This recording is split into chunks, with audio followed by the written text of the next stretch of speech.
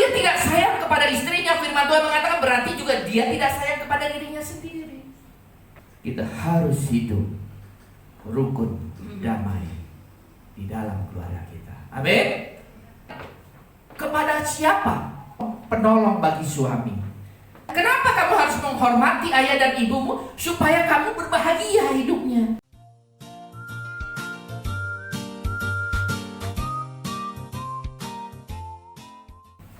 Shalom.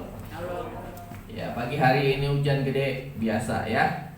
Saya bilang, begitu nyampe saya bilang sama Pak Parlan, hujan berkat ya Pak Parlan ya. Amin. Ya, nggak usah takut sama hujan. Ya, bukti anak-anak Tuhan yang mengasihi dia mau hujan mau apa ya. Seperti waktu kita pacaran aja ya. Coba tanya yang masih pacaran ya. Yang dulunya pernah pacaran ya. Contoh tuh kayak Pak Buyung sama Bu Evi ya, datang suami istri. Ya, sini yang datang suami istri siapa? Pak Buyung. 1, 2, 3 pasang ya.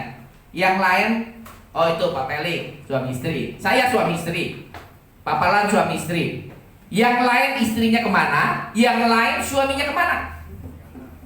Ya, masih disimpan ya. Ya, coba lihat yang dulu pernah pacaran ya. Waduh, kasihnya benar-benar menggebu-gebu, betul nggak? Itu cinta, kasih mula-mula. Mau ada geledek, mau apa, tetap aja ngapel, betul nggak? Betul? Karena kita mau berjumpa dengan kekasih jiwa kita. Ya. Nah, hari ini Yesus adalah kekasih jiwa kita. Hujan nggak datang, pecat kata Tuhan Yesus, betul? Betul? Kalau kita punya pacar begitu, malam minggu udah janjian, betul nggak? Harus datang untuk ngapel. Bukti cintanya cuma gara-gara ada hujan gerimis dia nggak datang, pecah, cari lagi. Amin. Untung Tuhan Yesus nggak seperti itu. Ya, untung Tuhan Yesus nggak seperti itu. Kalau nggak dipecat sama Tuhan Yesus, mati loh.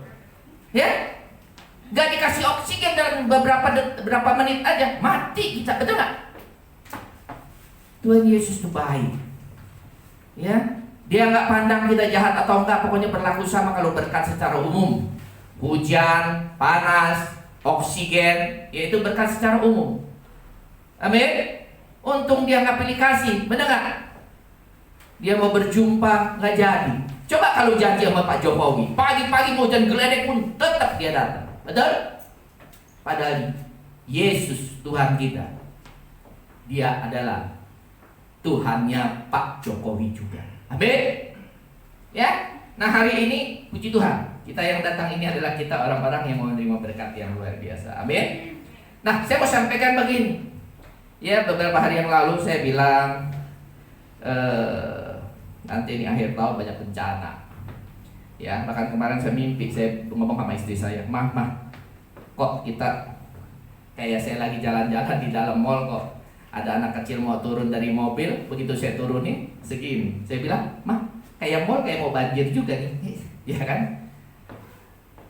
Cuman saya bilang, terserah Tuhan. Nggak seperti dulu. Seperti dulu saya kepo. Kepo, ngerti kepo? Pengen tahu. Ya, dikit-dikit saya lihat, saya nanya. Sekarang saya nggak mau pusing. Ya, nggak mau pusing. Kalau Tuhan suruh saya sampaikan, saya sampaikan. Tuhan suruh kasih lihat saya baru saya bicara, ya. Tetapi kita percaya begini, memang keadaan akhir zaman semakin hari semakin tidak baik. Amin. Ini penggerapan Alkitab bahwa dunia semakin hari semakin tidak baik menjelang kedatangan Tuhan kita Yesus Kristus.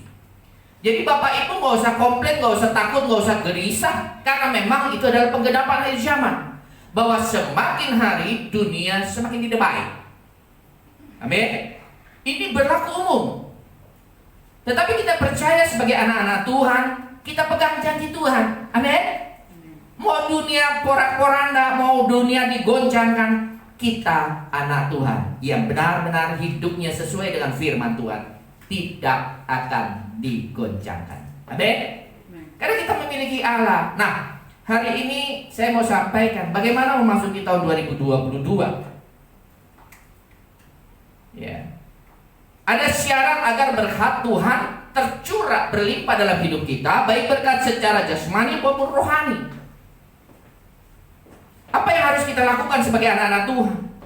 Ya, bukan rajin ke gereja seperti ini aja, bukan rajin baca Alkitab, amin. Tetapi ada yang harus dilakukan. Ya, kalau Bapak Ibu tidak ada pemulihan hati, tidak mungkin akan menerima berkat dari Tuhan. Itu yang faktor yang paling utama. Ya. Nah, tetapi pada pagi hari ini akan saya bicarakan bagaimana ya berkat itu bisa tercurah. Karena firman Tuhan mengatakan Mazmur 133, coba buka. Kita konsentrasi seperti ini di sini, nggak usah konsentrasi cari uang, habis waktu pergi pagi pulang petang, penghasilan pas-pasan. Tetapi kita lihat jalannya Tuhan, arahnya Tuhan. Tuhan pimpin kita kemana? Bagaimana cara kita untuk menerima berkat Tuhan di tahun yang sulit sekalipun? Firman Tuhan mengatakan nyanyian ziarah Daud. Firman Tuhan mengatakan sungguh alangkah baiknya dan indahnya apabila saudara-saudara diam bersama dengan rukun. Ayat 2. Seperti minyak yang baik di atas kepala meleleh ke janggut, yang meleleh ke janggut Harun dan ke jubah, yang ke leher jubahnya. Ayat 3. Seperti embun gunung Hermon yang turun ke atas gunung-gunung Sion. Sebab kesanalah Allah memerintah berkat kehidupan untuk selama-lamanya. Ayat keempat. Udah habis ya. Ayat ketiga. Ayat ketiga coba balik lagi ke ayat 3. Sebab kesanalah Allah memerintahkan segala berkat-berkat kehidupan dan selama-lamanya. Kepada siapa? Kepada orang-orang yang hidupnya rukun, damai. Amin. Kalau di dalam keluarga tidak ada kerukunan, tidak ada kedamaian, jangan salahin Tuhan, bukan Tuhan tidak memberkati kita. Malaikat Tuhan sudah suruh untuk mengirim berkat, misalnya ya ke rumahnya siapa? Pak Kris lah, yang suami istri. Tuhan bilang begini, hari ini Bu Siska sama suaminya melayani pekerjaan Tuhan di gerejaku, kata Tuhan. Entar malam kirim berkat. Amin. Ya. Yang mau dikirim berkat kok nggak amin ya? Amin. Kenapa? Wah, dia memuji Tuhan ya. Jadi WL luar biasa, membangkitkan semangat jemaat di GBA Agape. Suaminya bermain musik dengan luar biasa, betul? Tuhan siapkan berkat. Dia lagi bungkus nih hari ini nih, ya. Pagi hari ini dia lagi bungkus, lagi mempersiapkan berkatnya. Malaikat dipanggil. Entar malam, lu kirim nih berkat nih. Kemana Tuhan? Ke rumah Kristian.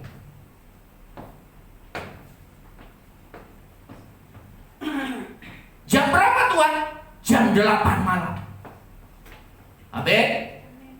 Begitu jam 8 malam, malaikat itu setia kan, pasti taat dong. Cep, dia bawa tuh. Entah naik kereta apa? Kereta Sinterklas kayak ya, kuda begitu. Dia bawa. Dalam perjalanan tahu sendiri malaikat kan, ting, nyampe, betul nggak? Jam 8 lewat beberapa detik, dia sampai di depan rumahnya Pak Kristianto dan Bu Siska. Apa yang didapatkan oleh malaikat? Begitu sampai depan pintu, dia lihat, dia dengar suami istri lagi ribut. Hidupnya tidak rukun. Walaupun tadi pagi dia pujian penyembahan dengan luar biasa, tetapi malaikat Tuhan melihat ini contoh-contoh. Nggak ribut Pak. Ya, pas dia datang baru sampai pintu, dia belum ketok nih.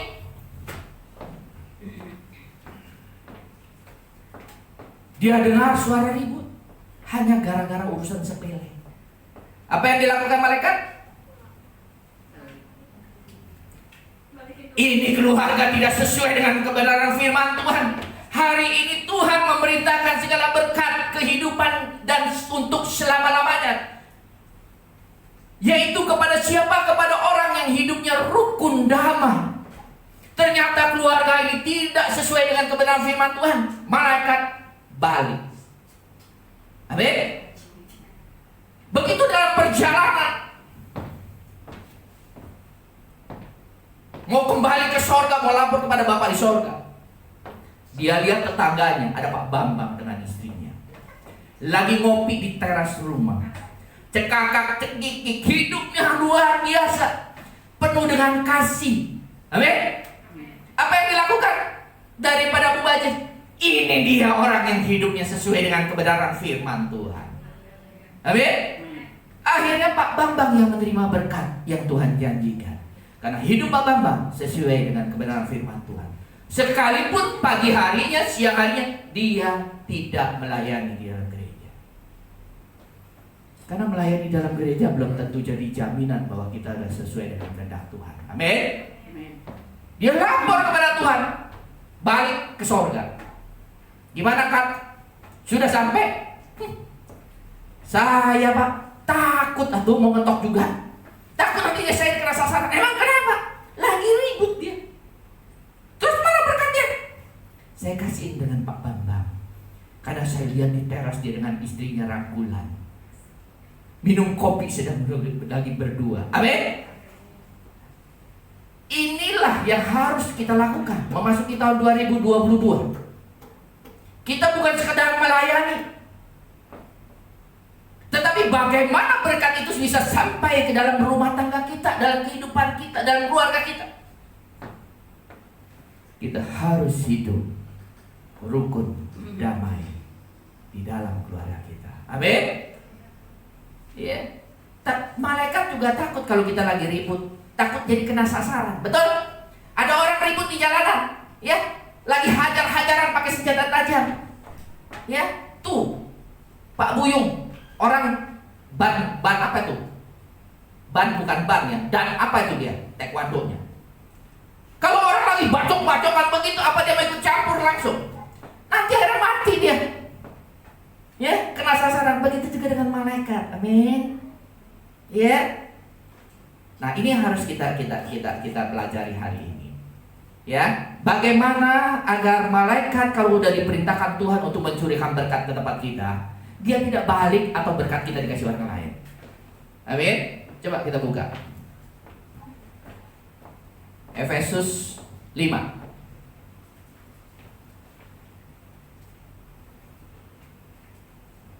Saya sebetulnya pengen bicara sebetulnya kalau suami istri lagi kumpul, anak-anak kumpul tempat ini. Kunci berkat adalah dalam suatu keluarga harus hidup rukun, damai dan sejahtera. Efesus 5 ayat 22. Satu-satu ya kita pelajarin ya. Judulnya kasih Kristus adalah dasar hidup suami istri. Makanya ini suaminya nggak dibawa, istrinya nggak dibawa, ya anak-anak nggak dibawa. Yang komplit hari ini pasti keluarga Pak Buyung. Amin. Ada anak, ada istri, ada suami, betul? Bahkan ada calon menantu, ya luar biasa. Pak Buyung jangan ribut hari ini ya, sampai jam 8. Ya, jangan ribut ya.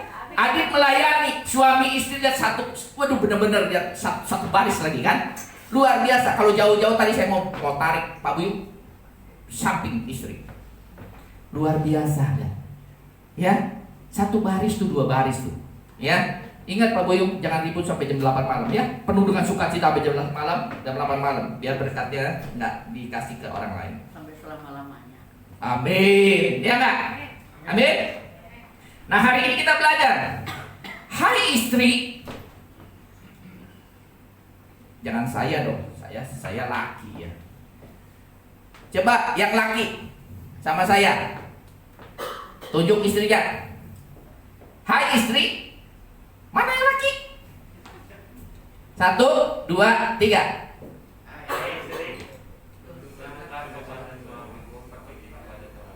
Amin.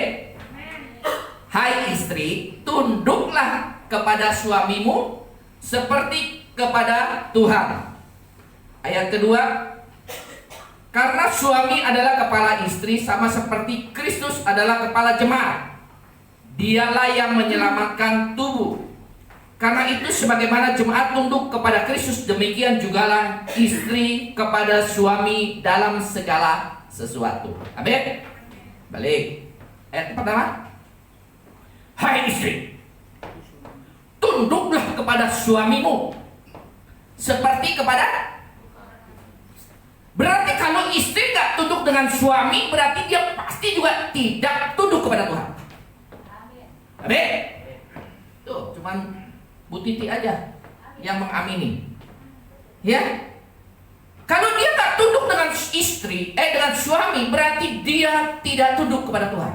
Karena firman Tuhan mengatakan, hai istri, tunduklah kepada suamimu seperti kepada Tuhan, seperti kepada Tuhan. Jadi yang istri yang seorang istri melakukan sesuatu kepada suaminya sama seperti dia melakukan sesuatu kepada Tuhan. Kalau dia berontak kepada suami, berarti dia sebetulnya pemberontak kepada Tuhan. Firman Tuhan. Amin. Ya, saya tegur istri dulu karena saya laki-laki, suami. Amin. Tapi firman Tuhan juga mengatakan dia bicara istri dulu. Saya tadinya mau bicara suami dulu. Tuhan, kalau saya bicara suami dulu, nanti saya melompat-lompat nih. Ayat urutannya suami istri dulu yang harus kita tegur. Amin. Sekali lagi, kalau kamu tidak tunduk kepada suamimu, sebetulnya engkau sedang tidak tunduk kepada Tuhan. Nah, kalau ini yang terjadi, bagaimana berkat Tuhan bisa tercurah dalam kehidupan rumah tangganya? Sebab kesanalah Allah memerintah segala berkat-berkat tercurah kepada keluarga yang hidup rukun, damai, sentosa, kepada istri-istri yang menghargai, menghormati, yang tunduk kepada suaminya. Berapa banyak istri-istri zaman sekarang yang tidak tunduk kepada suaminya? Ini zaman kan udah zaman edan, betul? Kalau dulu suami menceraikan istri, banyak sekali dulu suami menceraikan istri, betul? Sekarang terbalik, suami yang diceraikan istri. Hebat sekarang.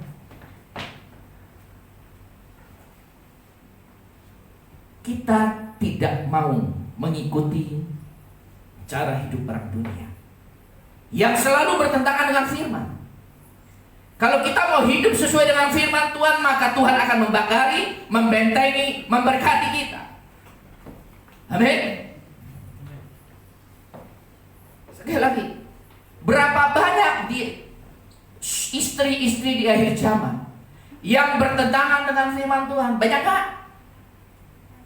Banyak. Apalagi kalau dia merasa gajinya lebih besar dari suaminya, betul?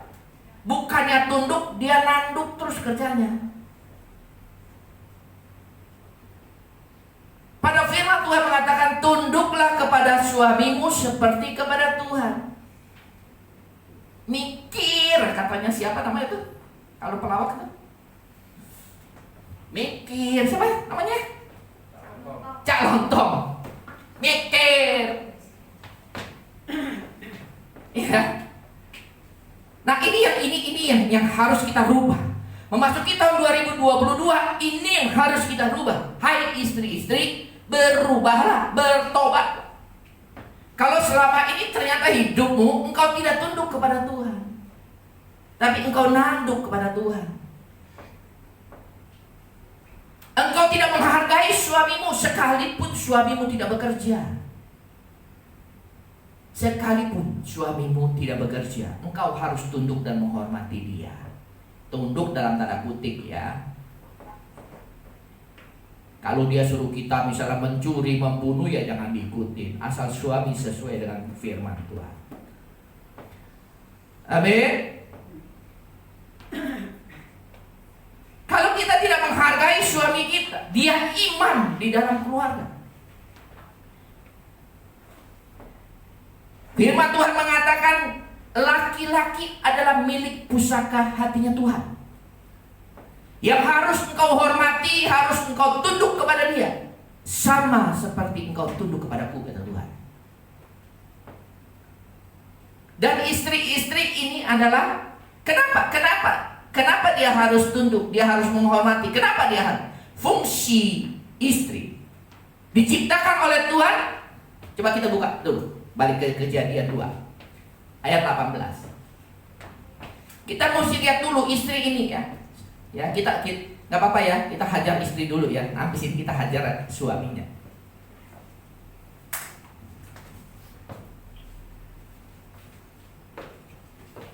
Kejadian 2, Tuhan Allah berfirman, tidak baik kalau manusia ini seorang diri saja. Laki-laki ada di taman di sebelah timur, Taman Eden. Ya, aku akan menjadikan penolong. Ingat ya, seorang istri adalah penolong bagi suaminya. Jangan dirubah-rubah. Dia hanya penolong. Penolong imam di dalam keluarga. Imam tidak benar, dia harus tolong. Bukan selalu dihakimi. Imam salah jalan, dia berbuat dosa, ditolong. Karena fungsi istri adalah penolong yang sepadan dengan suaminya. Jangan suami sudah salah jalan, bukannya ditolong, diapain biasanya? Kalau suami-suami salah jalan, berbuat salah, berbuat dosa, biasanya istri-istri dunia, apa yang dilakukannya? Buat cerai loh. Betul. Apalagi kalau dia merasa diri dia udah kuat. Dia sanggup untuk biaya hidupnya. Dia sanggup untuk membiayai anak-anaknya. Karena punya penghasilan yang besar. Suami neko-neko. Apa yang dilakukan? Bukan ditolong, tetapi dicerai. Nah, kalau ini yang terjadi, berarti dia bertentangan dengan firman Tuhan. Firman Tuhan mengatakan, hai engkau diciptakan untuk menolong suamimu. Dia adalah tiang doa. Istri adalah tiang doa. Makanya banyak suami istri mau cerai ngadep ke saya, nanti dulu. Ya.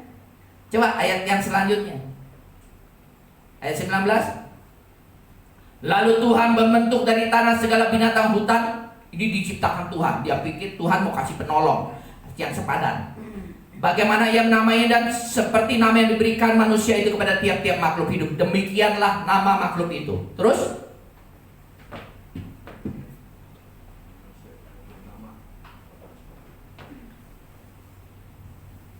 manusia itu memberi nama kepada segala ternak, kepada burung-burung di udara, dan kepada segala binatang di hutan. Tetapi baginya sendiri ia tidak menjumpai.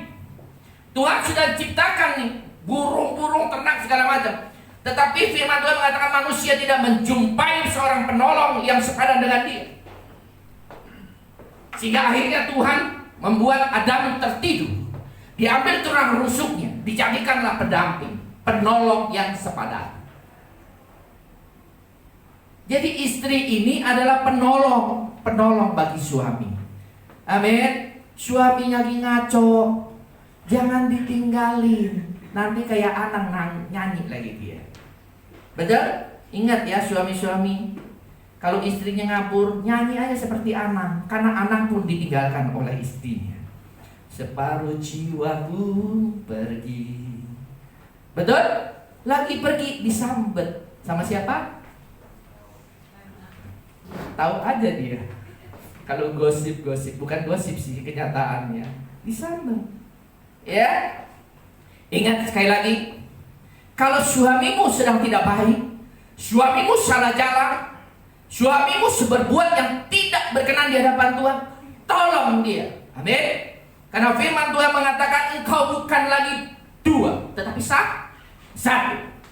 Jadi kalau suamimu sakit baik secara jasmani maupun rohani, berarti itu adalah separuh jiwamu yang sedang sakit. Engkau harus berusaha untuk menolong separuh jiwamu lagi. Jangan ditinggalin. Kalau ditinggalin berarti kau hidup dengan separuh jiwamu dan separuh tubuhmu. Karena dua sudah menjadi satu di hadapan Tuhan. Dibelah separuh tinggal berjalan. Amin. Amin istri-istri. Ya, mau ya? Ya. Kalau suami salah jalan, jangan, Pak, gua udah kuat lagi. Pak, gua udah kuat lagi. Kalau sudah menikah, sudah ada tuh ketok palu di hadapan Tuhan. Jangan pernah berpikir untuk tukar tambah. Jelek enggak, ya terima. Amin. Ya, terima. Itu sudah bagian hidupmu, pilihanmu. Ya, terima dia apa adanya, maka hidupmu penuh dengan damai, rukun, dan sentosa. Sehingga berkat Tuhan akan mengalir dalam keluargamu. Amin. Ya, ingat, engkau bukan lagi dua tetapi satu di hadapan Tuhan. Yuk kita kembali ke Efesus. Kita sudah bicara kepada istri ya.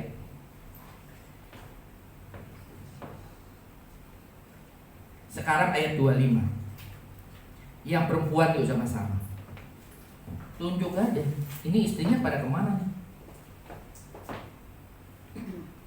Ayat 25. Yuk yang wanita. 1, 2, 3.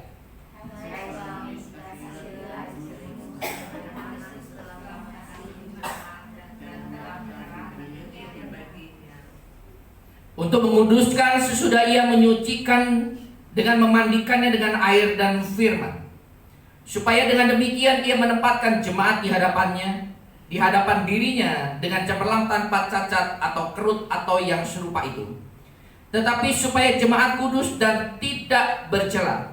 Demikianlah juga suami harus mengasihi istrinya sama seperti tubuhnya sendiri.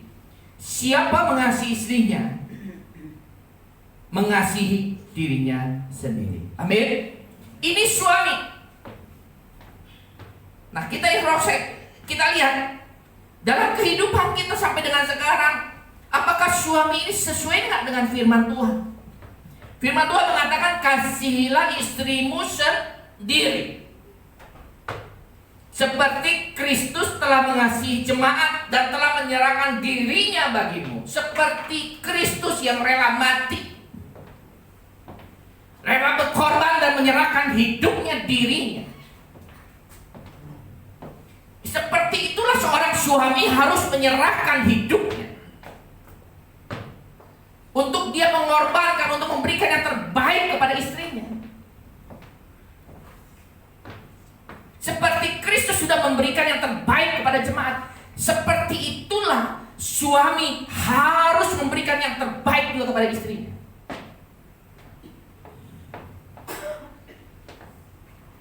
Firman Tuhan mengatakan, seperti dia mengasihi dirinya sendiri, begitu juga dia mengasihi istrinya. Kalau dia tidak mengasihi istrinya, itu berarti firman Tuhan mengatakan berarti juga dia tidak mengasihi dirinya sendiri. Kalau dia tidak sayang kepada istrinya, firman Tuhan mengatakan berarti juga dia tidak sayang kepada dirinya sendiri. Ini firman Tuhan. Amin. Kasihilah istrimu seperti engkau mengasihi dirimu sendiri.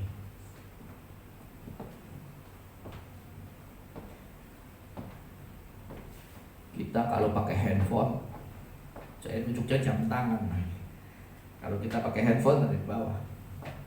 Suami pakai handphone, gue yang cari duit. Betul? Sekarang gue mau beli Samsung yang lipat, harganya 25 juta. Istri pakainya yang 3 juta. Pelit sama istri, tetapi gak pelit sama diri dia sendiri. Apakah orang ini sesuai dengan firman Tuhan? Suami seperti ini? Enggak ya Pak ya.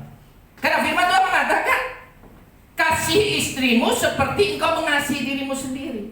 Apa yang harus dilakukan? Kalau dia memang ada uang, ya belilah yang sama.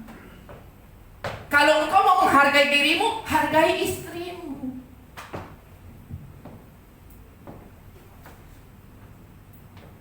Ini kadang-kadang kan suami pelit sama istri.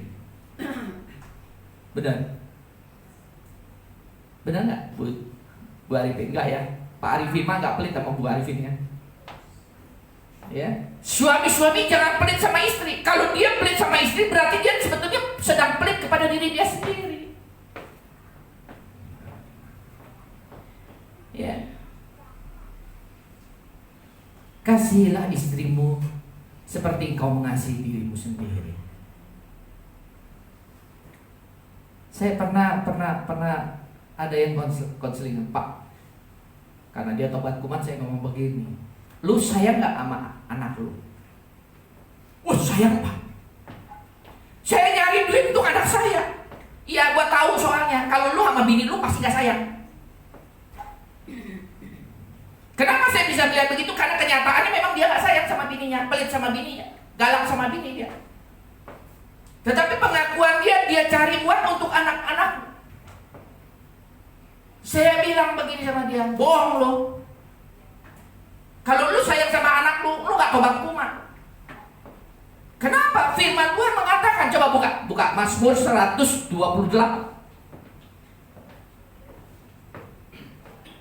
Saya bilang kalau kamu sayang sama anak-anakmu, kamu kan pengen anak-anakmu masa depannya cerah, betul nggak? Seorang orang tua, seorang bapak pasti pengen anaknya senang hidupnya, pasti pengen anaknya sukses hidupnya, sehingga dia mau berkorban, dia cari uang setengah mati hanya untuk biayai sekolah anaknya. Nggak ada pun dia bela-belain, betul? Ini orang tua yang baik. Tetapi karena kelakuannya tidak sesuai apa yang saya lihat, saya katakan bohong kamu. Saya bilang kenapa? Karena ini firman Tuhan. Nyanyian Ziarah, berbahagialah setiap orang yang takut akan. Seorang laki-laki imam keluarga akan berbahagia, ya, dicap berbahagia bila ia hidup takut akan Tuhan, yang hidup menurut jalan yang ditunjukkan Tuhan. Ayat yang kedua, apabila engkau memakan hasil jerih payah tanganmu, berbahagialah engkau dan baiklah keadaanmu. Ayat yang ketiga, istrimu akan seperti pohon anggur, anak-anakmu akan seperti tunas pohon zaitun sekeliling mejanya. Ayat 4, sesungguhnya demikianlah akan diberkati orang laki-laki yang. Saya bilang kamu gak usah pusingin anak-anakmu. Amin.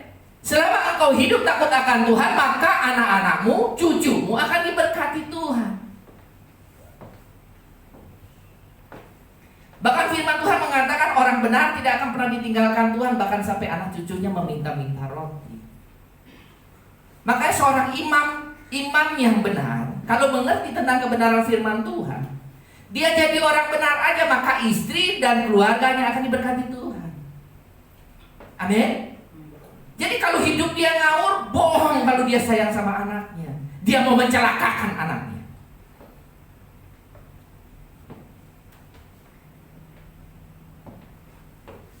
Kalau dia hidupnya tidak benar, sebetulnya dia mau menyelakakan anak cucunya. Ya, karena waktu itu ada hasil penelitian. Orang yang hidupnya tidak benar sama orang yang hidupnya benar, keturunannya yang tidak benar ngacok semua aja. Yang benar akhirnya diberkati Tuhan. Makanya kalau dia menghancurkan, hidupnya tidak benar, sebetulnya dia menghancurkan, sedang menghancurkan keluarganya. Dia sedang menghancurkan istrinya, dia sedang menghancurkan anak cucu turunannya. Tetapi kalau dia hidupnya benar, sebetulnya dia sedang membuka jalan agar Tuhan memberkati istrinya, agar Tuhan memberkati anak-anaknya, dan juga agar berkat Tuhan tercurah kepada anak cucunya. Amin. Ini laki-laki. Makanya firman Tuhan hari ini mengatakan, hai suami, kasihilah istrimu sebagaimana Kristus mengasihi jemaat dan menyerahkan nyawanya, hidupnya. Begitu juga seorang suami, dia rela kerja keras, banting tulang. Dia menyerahkan mungkin kenyamanannya, yang tadinya dia harus kumpul-kumpul dengan teman-teman waktu masih muda sebelum menikah, tapi waktu sudah menikah dia tinggalkan. Dia mau menyerahkan kedagingan, dia korbani, seperti Yesus mengorbankan dirinya di kayu salib. Dia mengorbankan untuk jemaatnya. Begitu juga seorang suami, dia harus mengorbankan segala sesuatu, egonya sekalipun, untuk menyenangkan hati istrinya. Amin. Ini bukti kalau suami mau hidup sesuai dengan firman Tuhan. Apa yang terjadi? Suami istri hidup rukun, damai, dan sentosa. Sehingga berkat Tuhan, sebab kesanalah Allah memerintah, segala berkat-berkat tercurah. Amin. Bagaimana suami istri bisa hidup rukun? Banyak ngalah aja. Sama seperti di dalam gereja. Saya bilang gak usah ribut tentang jemaat. Jemaat adalah dombanya Tuhan. Selama gereja ini hidup rukun, damai, sentosa, maka Tuhan akan mengirim jemaatnya, dombanya, berkatnya kepada gereja tempat ini. Tapi kalau selama di dalam gereja, ya ada gontokan, ribut aja terus, sama seperti berkat yang tadi saya contohkan. Dia mau kirim ke rumah Pak Kristianto lagi ribut. Bagaimana bisa Tuhan mempercayakan berkatnya? Gak ada, ya dia masih hidup susah aja ribut terus, betul gak? Betul Pak Bambang ya? Susah aja ribut terus. Nanti kalau diberkati, apa yang dilakukan? Ayo saya akan tanya. Kalau suami istri ribut terus kerjanya, terus diberkati Tuhan, apa yang terjadi? Tahu gak? Hatinya belum dipulihkan oleh Tuhan. Sehingga waktu dia dapat berkat, biasanya laki-laki dia akan mencari will atau dia kawin lagi. Karena dia ada fasilitas untuk berbuat dosa.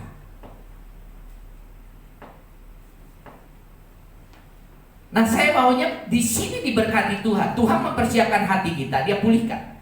Keluarga kita dipulihkan, sehingga berkat Tuhan tercurah. Waktu Tuhan mencurahkan berkatnya, Tuhan gak ketar-ketir.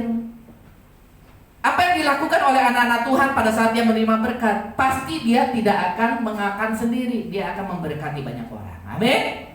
Dia akan memberkati istrinya. Betul? Kayak saya nih. Ya, saya berkati istri saya.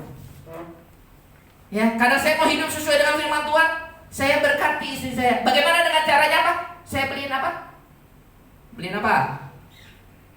Kalau saya pengen memberkati istri saya, mau menyenangkan hati istri saya, kita punya duit nih. Kita beliin apa biasanya? Pulsa. Kita beliin emas, betul? Kalung, gelang, betul? Untuk menyenangkan hati istri, betul gak? Karena kita yang mau menyenangkan hati ini, kita mau mengasihi dia, kita mau menyerahkan hidupnya, memberikan yang terbaik untuk istri kita. Yang kita lakukan, mau beli apa? Gelang, kita beliin, betul? Betul? Betul Pak? Istri kita, kan kita lagi diberkati Tuhan. Cincin, betul gak? Cincin di sini lagi, cincin di sini. Ya, anting, betul gak? Istri kita suka apa? Baju, betul gak?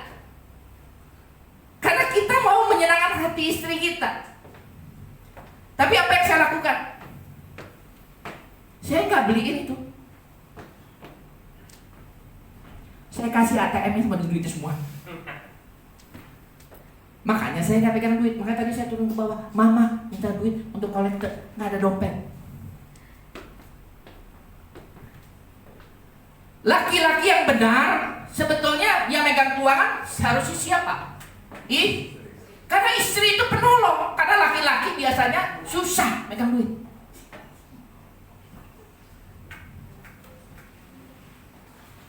Laki-laki susah megang duit. Kalau dia megang duit belagu, bener nggak? Udah mulai melirik sana melirik sini, bener nggak? Apalagi udah pakai mobil yang bagus, bener nggak? Duitnya banyak, bener nggak? Lagi jalan juga melirik, gitu kan? Melihat ada rumput yang bagus nggak? Ada rumput yang bagus nggak? Betul? Makanya laki-laki itu ada kelemahan. Saya kasih tahu ya, setiap manusia ada kelemahan dan kelebihan. Kalau saya tahu kelemahan saya, sehingga saya perlu istri yang penolong. Ya, saya serahkan semua. Saya ada ATM sih ada, tapi dijatah.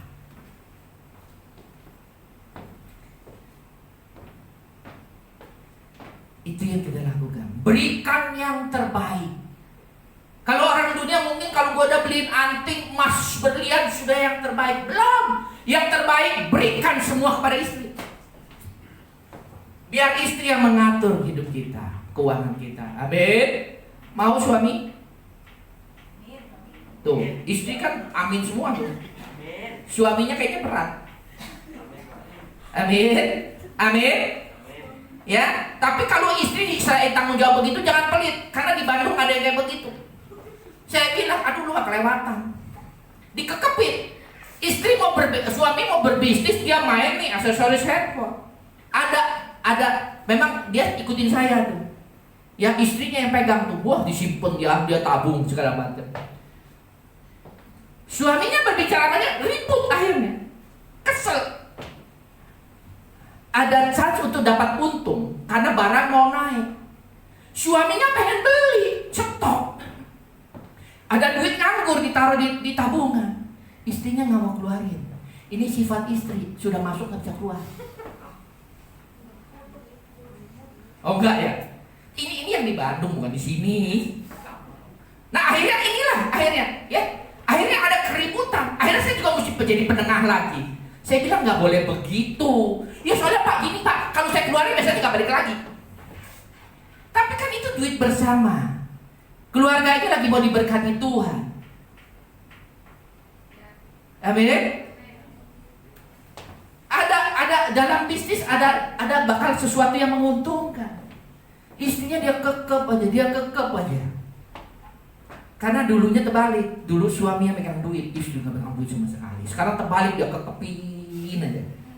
Ya akhirnya saya jelasin, akhirnya ya kayak gitu. Nah suami juga harus, saya bilang, lu kalau dikeluarin duitnya, nanti kalau udah selesai dapat untungnya lu pakai, lu puterin lagi, induknya modalnya dibalikin ke istri, biar istri simpen lagi. Oh gitu ya, iya. Baru dikeluarin sama istrinya. Amin, amin. Ya, sekali lagi suami-suami berikan yang terbaik untuk istrimu.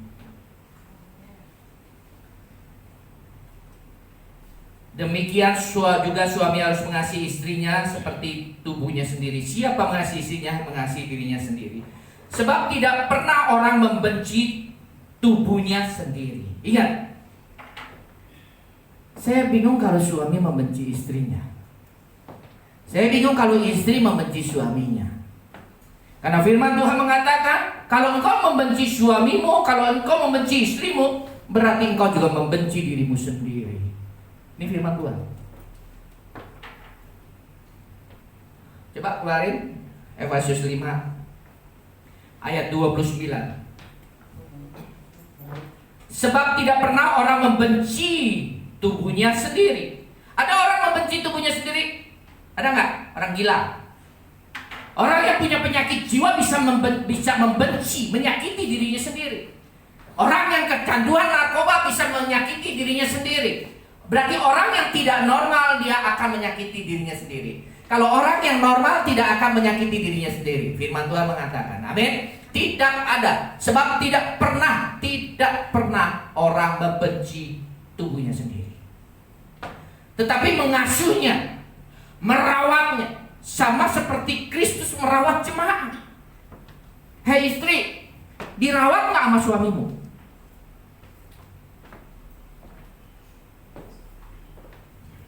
Istri mau merawat diri, mau ke salon. Ngapain mau ke salon? Mau ganjen sama siapa lo? Betul? Dia mau potong apa namanya? Jangan di highlight apa? Yang ada satu biji apa namanya? Highlight ya? Jangan. Highlight kayak Bu Titi boleh lah. Tapi ada perempuan yang highlight sininya warna ungu, ini hijau, ini merah, ini. Nah itu jangan.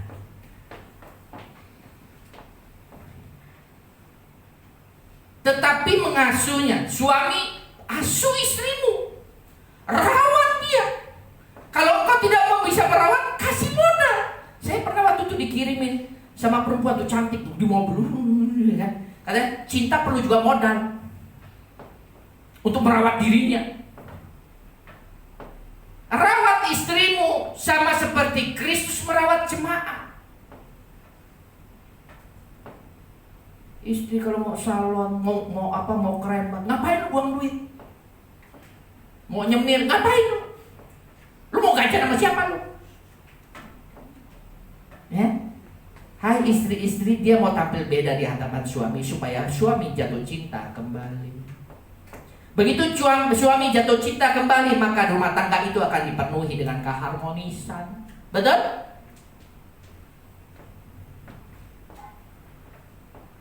Ayat 30 coba. Karena kita adalah anggota tubuhnya, sebab itu laki-laki akan meninggalkan ayah dan ibunya, bersatu dengan istri, sehingga keduanya menjadi satu daging. Rahasia ini besar. Ingat, rahasia ini besar. Ini adalah rahasia kerajaan surga. Firman Tuhan kata rahasia ini besar. Makanya saya sampaikan untuk memasuki tahun 2022 dan seterusnya, jaga ini. Karena firman Tuhan mengatakan rahasia ini besar. Firman Tuhan ini memiliki rahasia yang besar, bahwa kalau suami istri hidup rukun, damai, sentosa, maka segala berkat akan tercurah dalam kehidupan itu. Bagaimana supaya harmonis? Istri-istri perlakukan suami itu dengan baik. Hormati dia, sayangi dia, tunduk kepada dia. Dan ingat, engkau adalah penolong yang diutus oleh Tuhan untuk mendampingi suamimu. Suamimu sedang sakit jiwa, sedang sakit rohani, engkau harus menuntun dia. Jangan ditinggalin, jangan dimaki, jangan dihakimi. Laki-laki pada dasarnya punya harga diri, betul?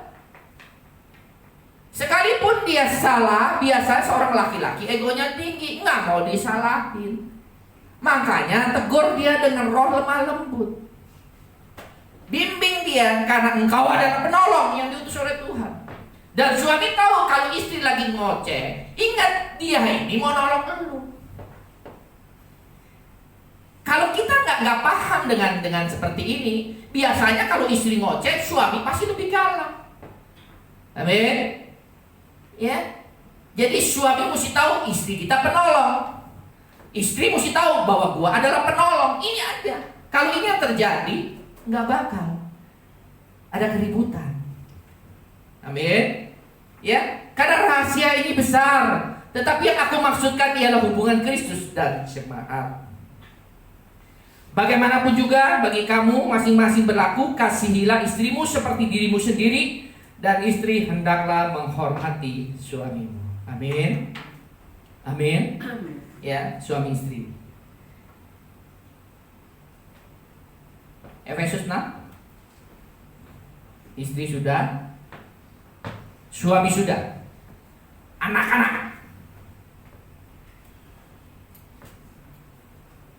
Efesus 6 ayat 1 coba. Hai anak-anak. Nah, ini untuk anak-anak. Taatilah orang tuamu di dalam Tuhan, karena haruslah demikian. Seorang anak harus taat dan menghormati orang tuanya. Makanya didikan orang Chinese zaman dulu bagus.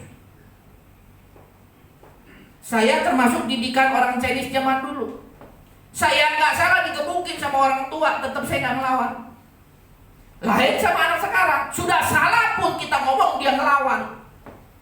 Ini memang keadaan akhir zaman. Tetapi firman Tuhan mengatakan nanti hati bapak-bapak akan kembali kepada anak-anak ya, dan hati anak-anak kembali kepada orang tuanya. Inilah akan terjadi pemulihan demi pemulihan di akhir zaman.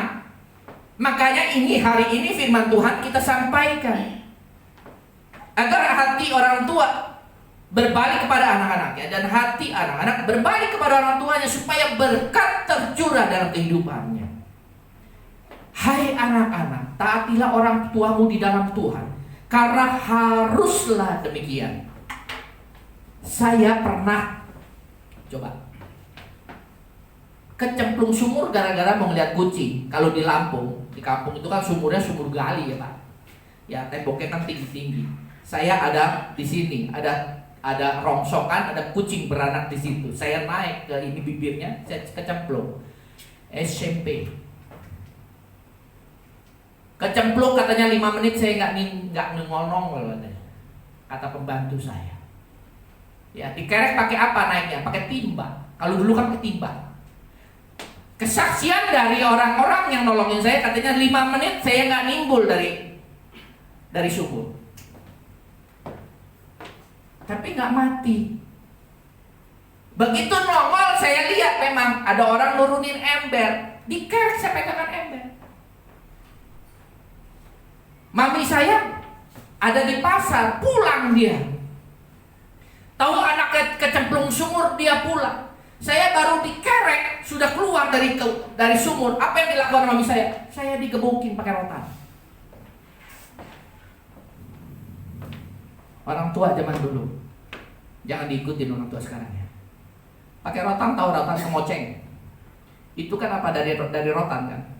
Ke kepala, ke pantat, ke kaki, semuanya. Kepala sampai bentol. Jangan cerita, badan, kaki semua bentol. Biru-biru. Berontak saya. Saya mau mati kok digebukin seperti ini. Saya setengah mati, semua badan pedih, kepala sakit. Saya naik ke ranjang, saya selimutan, saya tidur, tapi hati saya jengkel setengah mati. Tetapi saya taat sama orang tua, saya nggak ngerawat. 10 menit kurang lebih, saya lihat mami saya di depan kamar nangis kesemukan.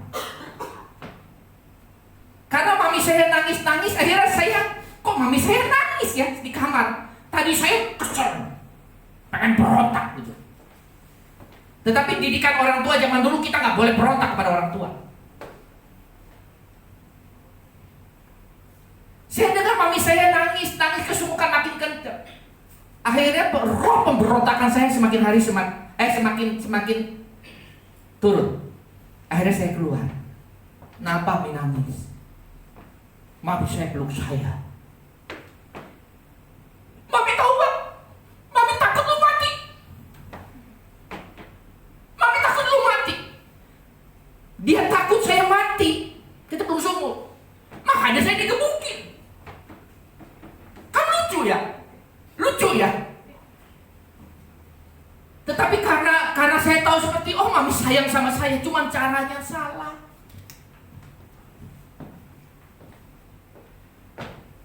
Saya lihat mami saya sayang, kelewat sayang sama saya, cuman caranya salah. Nah, yang harus kita pelajari orang tua zaman sekarang, kita praktekkan rasa sayang kita kepada anak kita, tapi dengan cara yang benar. Amin. Nah, firman Tuhan sekali lagi, anak-anak taatilah orang tuamu di dalam Tuhan, karena haruslah demikian. Hormatilah ayah dan ibumu. Ini adalah suatu perintah yang penting.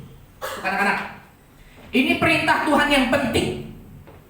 Hormati ayah dan ibumu. Ini perintah yang penting yang Tuhan nyatakan, yang Tuhan memberitahu pagi hari ini, seperti yang nyata dari janji. Supaya kamu penting. Kenapa? Kalau kita menghormati orang tua kita, ya, maka hidup kita, firman Tuhan mengatakan, supaya kamu berbahagia. Ini untuk siapa? Untuk anak-anaknya yang mau menghormati ayah ibunya. Maka dia akan mengalami kehidupan yang berbahagia dan panjang umurmu di bumi. Supaya kamu berbahagia. Kenapa kamu harus menghormati ayah dan ibumu? Supaya kamu berbahagia hidupnya. Jadi kalau sebetulnya kalau anak-anak melawan dengan orang tua, sebetulnya sedang menggagalkan rencana Tuhan yang mau membahagiakan hidup kita. Ini penting kata Tuhan. Perintah ini penting. Supaya apa? Supaya kamu berbahagia, panjang umurmu di bumi ini. Ini untuk anak-anak. Amin. Ya, hormati ayah ibumu. Ya, mungkin kayak seperti saya dengan orang tua saya. Mana ada orang tua yang tidak sayang kepada anaknya? Betul, seorang ya binatang singa macan yang buas begitu aja tetap dia sayang sama anaknya. Cuman kadang caranya salah. Kita buang caranya. Kita ambil yang positifnya, bahwa bapak gua sayang, mak gua sayang. Kenapa harus kita lakukan? Karena ini penting yang harus kita lakukan supaya hidup kita berbahagia. Mau anak muda berbahagia? Mau? Hormati ayah dan ibumu. Jangan nanti juga kalau punya duit, sudah bekerja, duitnya banyak, juga orang tua sudah pensiun, ya, nggak dikasih uang. Berkati orang tuamu, maka engkau akan diberkati Tuhan. Amin. Dan kamu bapak-bapak, nah ini, jangan bangkitkan amarah di dalam hati anak-anakmu. Orang tua kan kadang-kadang juga nggak hidup di dalam Tuhan, ngomongnya asal jeplak batok, betul nggak? Ini saya contohnya. Tahu Yoshu? Tahu? Bapak artinya apa? Ya, tidak punya keturunan. Ya. Yoshu lu. Untung aja saya udah ikut Tuhan Yesus, dipatahkan oleh kuasa dari Yesus. Mami saya kalau marah anak Yoshu lu. Ini kan orang tua melepas kutuk, betul? Membuat saya dulu marah. Anak Yoshu. Karena mami saya dulu tidak di dalam Tuhan. Yoshu sial, tidak punya keturunan, betul gak? Anak kampang loh. Tahu anak kampang? Tahu kan?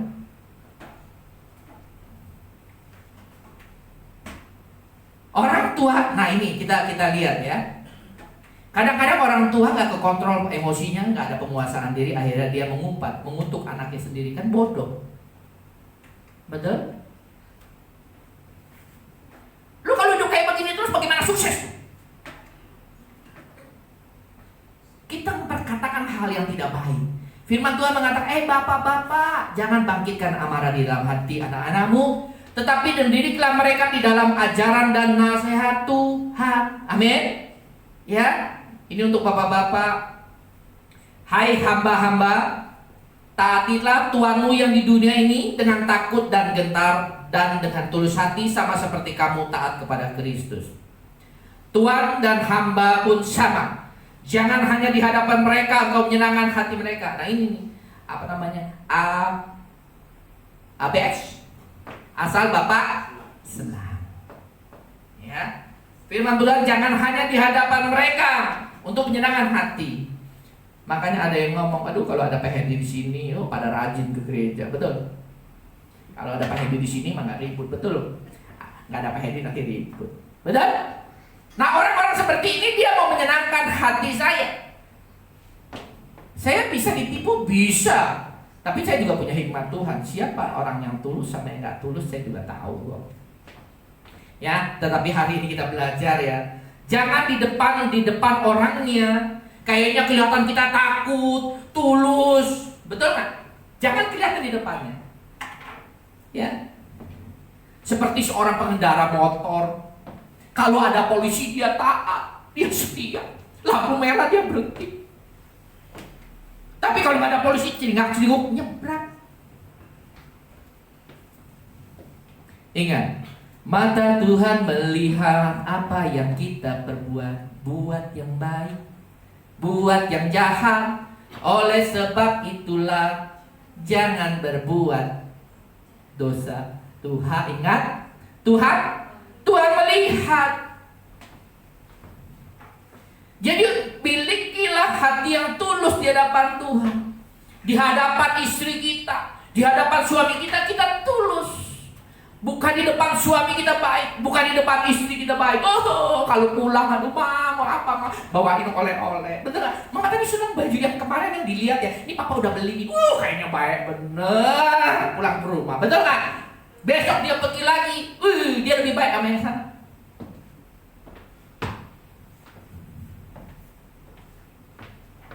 Nggak ada di sini. Amin. Amin. Nggak ada di sini. Amin. Ya, di sini mah pokoknya suami-suaminya baik, istri-istrinya baik, anak-anaknya baik. Dan yang jangan hanya di hadapan mereka saja untuk menyenangkan hati orang, tetapi sebagai hamba-hamba Kristus yang dengan segenap hati melakukan kehendak Allah dan yang rela menjalankan pelayanan. Nah, ini untuk pelayan-pelayan Tuhan. Dan dengan rela menjalankan pelayanannya seperti orang-orang yang melayani Tuhan. Pelayan-pelayan di tempat ini, pengerja-pengerja di tempat ini. Bapak Ibu melayani siapa? Melayani saya? Melayani Januar? Enggak. Ingat, kalau Anda melayani saya atau melayani Januar, para pemimpin tempat ini, Suatu saat Bapak Ibu pasti akan kecewa.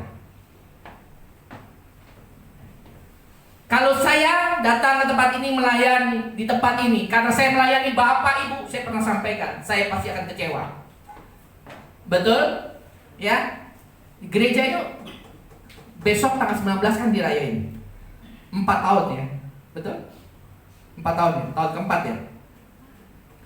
Betul? Selama 4 tahun lebih banyak damai sejahtera sukacita atau lebih banyak guru-gurunya Bu Yanti?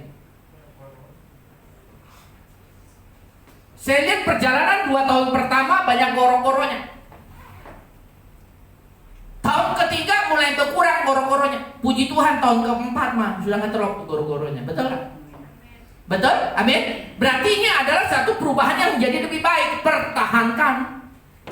Pertahankan supaya jangan ada yang goro-goro. Ya, kalau dulu aduh saya capek, nggak dibeliin minum ribut, dibeliin minum ribut, dikasih makan ribut, nggak dikasih makan ribut, dibeliin seragam ribut, nggak dibeliin seragam ribut. Coba pikirin. Kalau saya melayani bukan karena melihat Tuhan, mendingan gua tinggalin nih. Anak kandung gua juga bukan, saudara kandung gua juga bukan. Tetapi karena saya mau melayani Tuhan melalui pelayanan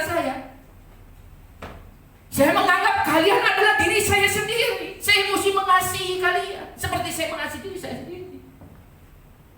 Sehingga apapun akan saya korbankan seperti Kristus kepada jemaat. Letih, lesu, beban berat pelayanan saya berikan. Kenapa? Karena saya melayani Tuhan, bukan melayani Bapak Ibu. Firman Tuhan mengatakan, yang rela menjalankan pelayanannya seperti orang-orang yang melayani Tuhan, bukan untuk manusia. Kamu tahu bahwa setiap orang yang baik hamba maupun orang merdeka, kalau ia telah berbuat sesuatu yang baik, ia akan menerima balasannya dari Tuhan. Saya lakukan ini, saya nggak menerima balasan dari kalian. Karena saya menerima balasan dari Tuhan, itu jauh lebih baik daripada balasan dari seorang manusia. Amin. Dan kamu tuan-tuan perbuatlah demikian juga terhadap mereka dan jauhkanlah ancaman. Ingatlah bahwa Tuhan kita sama. Kita tuan, kita punya karyawan. Saya sering ngajarin istri saya. Kebetulan aja dia posisinya di bawah, kita di atas. Firman Tuhan mengatakan, kita harus mengasihi dia seperti kita mengasihi diri kita sendiri. Kasihilah sesama manusia seperti mengasihi dirimu sendiri. Kita jangan menganggap rendah karyawan kita. Amin. Pada saat ini aja mungkin posisi kita sebagai tuan, tapi besok kita akan menjadi seorang hamba dan kita mempunyai Tuhan. Ingat, Tuhannya mereka dan Tuhan kita sama. Suatu saat nanti dia akan berlaku adil kepada kita semua. Ingatlah bahwa Tuhan mereka dan Tuhan kamu di surga, ia tidak memandang muka. Amin. Amin. Ya, jangan punya pembantu di rumah kita perlakukan sebagai pembantu. Status dia pembantu, tapi perlakukan dia sebagai dirimu sendiri. Maka kalau ini yang terjadi, kita ketemu siapa aja, di mana saja, kita akan memiliki damai sejahtera. Amin. Di dalam keluarga kita akan hidup rukun bersama dengan suami istri, hidup rukun bersama dengan anak, mantu, cucu. Di dalam pelayanan kita akan hidup rukun bersama dengan pelayan-pelayan yang lain, tidak saling gontok-gontokan. Ada sesuatu yang bagaimana menyakitkan hati. Yesus mengatakan begini, engkau pikul salib. Engkau harus mengorbankan kedaginganmu, egomu yang mau marah, jangan. Ada bicara, bukannya pembiaran, tapi kita bicara coba dengan hati yang tenang. Kita selesaikan persoalan dengan baik, bukan dengan emosi. Amin. Nah, kalau itu yang terjadi, saya kasih tahu, rumah tangga kalian akan diberkati, pekerjaan kalian akan diberkati, anak cucu kalian akan diberkati, pelayanan kalian diberkati, gereja ini akan diberkati oleh Tuhan. Amin. Karena firman Tuhan kembali, coba. Ya. Mazmur yang 133. Ya, sebelum nanti kita mulai perjamuan kudus. Kenapa ini saya mau sampaikan? Tahun 2022 keadaan tidak lebih baik dari keadaan tahun 2021. Hanya anak-anak Tuhan yang hidup rukun, damai dan sentosa yang akan Tuhan pelihara dengan baik. Ya, seperti embun, ya benar. Yang ayat 3, seperti embun gunung Hermon yang turun ke atas gunung-gunung Sion. Firman Tuhan mengatakan kalau bapak ibu, suami istri hidup rukun, damai, sentosa, tidak ada keributan, ada keharmonisan, ada kasih Kristus yang sebagai kepala di dalam keluarga kita, dalam rumah tangga kita, maka Allah akan memerintah berkat-berkat tercurah dalam kehidupannya. Amin. Begitu juga dengan pelayanan kita. Begitu juga nanti saat kita bekerja, kita harus tunduk hormat kepada Tuhan kita. Kita akan lakukan pekerjaan kita sekalipun kita kerja di bidang bisnis. Lakukanlah ini seperti engkau bekerja kepada Tuhan. Jangan hitung-hitungan. Ikut Tuhan juga jangan hitung-hitungan. Amin. Nah, orang Chinese zaman dulu menganggap begini. Lain sama orang-orang kita. Lu kerja aja. Jangan kau di lembur, bayar berapa? Udah nanya dulu. Kalau orang kita zaman dulu mah enggak. Disuruh kerja aja dulu. Ini orang-orang Tiongkok zaman dulu kayaknya ngikutin firman Tuhan. Firman Tuhan mengatakan engkau disuruh jalan selangkah, engkau berjalan 10. Kalau orang kita makanya susah maju begitu. Entar lembur ya, lembur cuma sejam cuma berapa duit. Tapi orang kalau zaman dulu ngikutin firman Tuhan, disuruh ayo aja, nggak usah nanya. Biar Tuhan kita yang menilai. Amin. Ini yang harus dilakukan oleh kita. Maka kehidupan kita akan bahagia diberkati oleh Tuhan. Amin. Ya, hari ini kita mempersiapkan perjamuan kudus. Ya, kalau masih ada hal-hal yang kita lakukan, suami, istri, anak, karyawan, pelayan Tuhan, masih melakukan yang tidak baik, mumpung belum habis di tahun, bertobatlah. Agar kita memasuki tahun 2022 hidup benar di hadapan Tuhan.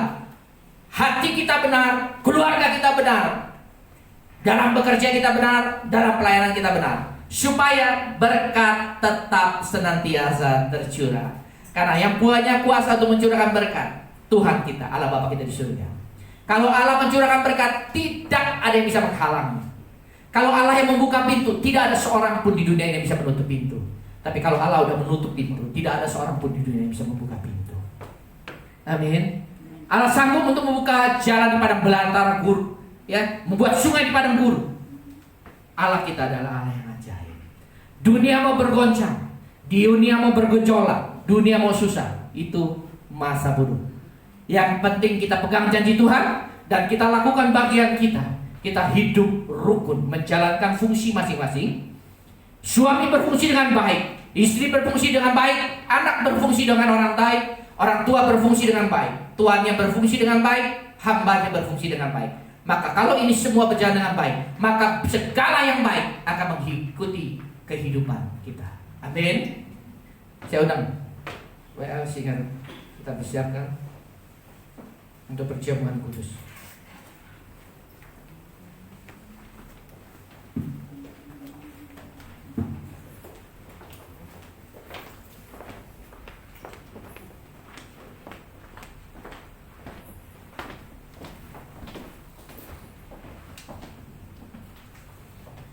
Nanti pulang yang suami gandengan dengan istrinya.